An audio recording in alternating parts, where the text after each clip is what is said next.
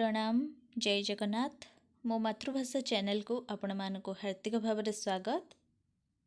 तो आज आम मधुसूदन रावकर आकाश प्रति कवितार संक्षिप्त प्रश्नोत्तर आलोचना करवा जहाँकि आमर +3 6th semester DSC paper Odia पद्य साहित्यर प्रथम एकक रही।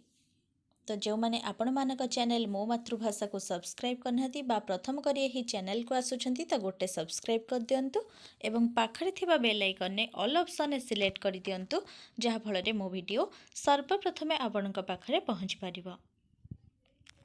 तो चलंतु आरंभ करिबा।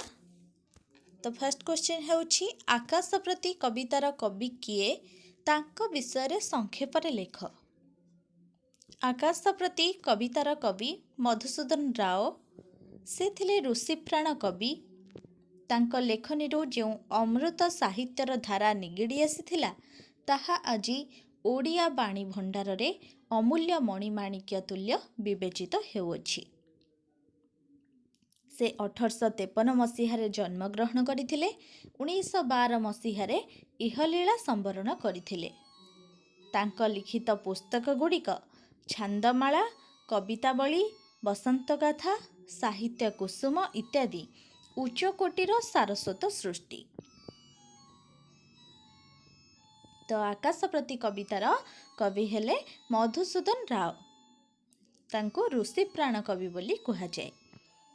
तो परवर्ती प्रश्न हेउछि प्राचीनतार मूकसाक्षी रूपे किए विराजमान होइछि। प्राचीनतार मूक साक्षी रूपे आकाश विराजमान होइछि कारण एही सृष्टि प्रक्रिया को से निजे संदर्शन करिअछि। आकाश कौन देखिछि बोली कवि कहिछंती। जल, स्थल, अग्नि, वायुर संग्राम, भैरव भितरे हिमाद्री परी पर्वत श्रेष्ठ एवं पर्वत शिखररू नद नदीर उद्भव आदि सृजन धारा को भित्ति करी पृथ्वीर महोत्सवमय जन्मतिथिरू एकमात्र आकाश ही देखिछि। परवर्ती प्रश्न हेउछि कविंक चित्त काहींकि स्तब्ध होइछि। अनंत सीमाहीन आकाशर महान व्यापकता निकटरे कविंकर क्षुद्र प्रज्ञाशक्ति विनयी होई उठिछि। कविंक दृष्टि रे आकाशर महिमामय एवं गभीर आत्मप्रकाश साधारण मनीष चित्त को स्तब्ध करि देई परिछि। परवर्ती प्रश्न हेउछि कवि प्रथमे कहार गुण कीर्तन करिछंती। कवि आकाशर रूप, भाव, महात्म्य को अनुभव करी आत्महरा होई उठिछंती। सृष्टिर प्रथम ज्योति रूप आधार क्षेत्र भावरे आकाशर गुण कीर्तन करिछंती। तमो नासी को भेद करी किए सबु परिप्रकाश लाभ करिछंती। तमो नासी को भेद करी सूर्य, चंद्र, नक्षत्र, ग्रह इत्यादि आकाशरे प्रकाश करिछंती। एहा द्वारा अंधकार दूरीभूत होई चतुर्दिग आलोकित होइथाए। परवर्ती प्रश्न हेउछि आकाश किपरि रूप धारण करिथाए। आकाश केतेबेले दिगंबर रूपरे, केतेबेले नीलांबर रूपरे, केतेबेले सूर्य, चंद्र और नक्षत्र मेଳରେ विभूषित होई आकाश मोहाविष्ट रूप धारण करिथाए। परवर्ती प्रश्न हेउछि आकाशर केउं दृश्य मन को पवित्र करि परिछि। ज्योत्स्ना स्नात आकाशर प्रशांत पवित्र भुवन मोहित मूर्ति मुहूर्तक मध्यरे कुश्चित को असाधारण सौंदर्य रुधिमंत और कलुषित मन को पवित्र करि परिछि।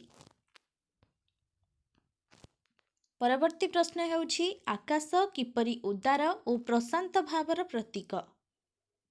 आकाशर सीमाहीन अनंत नीलिमारे कलेबर उदार और प्रशांत भावरे प्रतीक। एही प्रशांतर नील कलेबर संसारर सकल प्रकार पार्थिव और मोहाच्छन्न क्षुद्रा भाव को मनुष्य हृदय नाश करिबारे समर्थ होइथाए। परवर्ती प्रश्न हेउछि आकाश को संदर्शन करी कविंक हृदय की भाव सृष्टि होइछि। आकाश को संदर्शन करी कविंक हृदय संदर्शन भाव सृष्टि होइछि। ସୂର୍ଯ୍ୟ ଅସ୍ତ ହେବା ପରେ କ'ଣ ହୁଏ? ସୂର୍ଯ୍ୟ ପୂର୍ବ ଦିଗରେ ଉଦୟ ହୋଇ ପଶ୍ଚିମ ଦିଗରେ ଅସ୍ତ ହୋଇଥାନ୍ତି। ସୂର୍ଯ୍ୟ ପଶ୍ଚିମ ଦିଗରେ ଅସ୍ତ ଯିବା ପରେ ଚତୁର୍ଦିଗରେ ଧୀରେ ଧୀରେ ଅନ୍ଧକାର ଘୋଟିଯାଏ। ଆକାଶରେ ନକ୍ଷତ୍ରମାଳାମାନେ ଶୋଭା ପାଇଥାନ୍ତି। ସେମାନେ ତାଙ୍କ ଜ୍ୟୋତିରେ ଚତୁର୍ଦିଗକୁ ଉଦ୍ଭାସିତ କରିଥାନ୍ତି। ପରବର୍ତ୍ତୀ ପ୍ରଶ୍ନ ହେଉଛି, କବି କାହାର ମହିମା ଧନ୍ୟ ବୋଲି କହିଛନ୍ତି? କବି ଆକାଶର ମହିମାକୁ ଗାନ କରି ତାକୁ ଧନ୍ୟ ବୋଲି କହିଛନ୍ତି। ଆକାଶକୁ ଦର୍ଶନ କଲେ କବିଙ୍କ ମନରେ ମହାଭାବ ଉପୁଜିଥାଏ।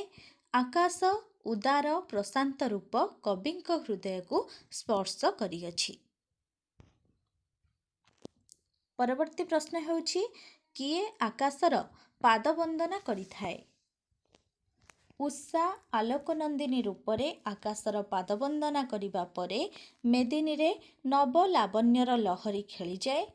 ଆକାଶର ଇଙ୍ଗିତରେ ସୂର୍ଯ୍ୟଙ୍କର ଜ୍ୟୋତି ଧରଣୀକୁ କନକ ଦୀପ୍ତିରେ ଶୋଭାସିକ୍ତ କରିଦିଏ।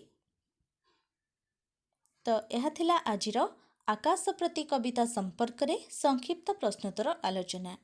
ଆଶା କରୁଛି ଏହା ଆପଣମାନଙ୍କ ପାଇଁ ବହୁତ ଉପାଦେୟ ହେବ। ପରବର୍ତ୍ତୀ ସମୟରେ ଆମେ ଏହାର ଦୀର୍ଘ ପ୍ରଶ୍ନୋତ୍ତର ଆଲୋଚନା କରିବା। ଭିଡ଼ିଓ ଭଲ ଲାଗିଥିଲେ ଲାଇକ୍ କରିବାକୁ ଆଦୌ ଭୁଲିବେନି ଏବଂ ସାଙ୍ଗମାନଙ୍କୁ ସେୟାର କରିଦେବେ, ଯାହାଫଳରେ ସେମାନେ ମଧ୍ୟ ଉପକୃତ ହୋଇପାରିବେ। ତ ରହୁଛି, ସମସ୍ତେ ଭଲରେ ରୁହନ୍ତୁ, ଖୁସିରେ ରୁହନ୍ତୁ। ଧନ୍ୟବାଦ।